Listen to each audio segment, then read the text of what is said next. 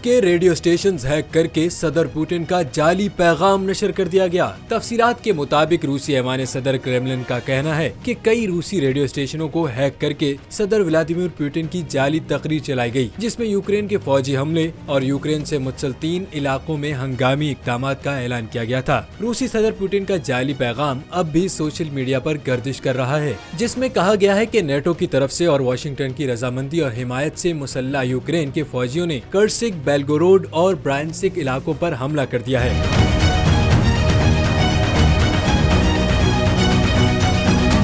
इस जाली पैगाम में जो आवाज सुनाई दे रही है वो आवाज पुतिन की आवाज से काफी मिलती जुलती है। पैगाम में मज़कूरा बाला तीनों खित्तों में मार्शल लॉ मुतहर्रिक होने और शहरियों के इनखला का भी ऐलान किया गया था। आलमी मीडिया रिपोर्ट्स के मुताबिक क्रेमलिन के तर्जुमान का कहना है कि हैकिंग का वाकया जनूबी मगरबी बेलगोरोड में दरअंदाजी की मुतअद्दिद कोशिशों और शदीद गोलाबारी के दरमियान और यूक्रेन के जल्द मुतवक्के जवाबी कार्रवाई के अंदिये के बाद सामने आया। उनका ये भी कहना था कि ये एक हैक था जिसे अब कंट्रोल किया जा चुका है।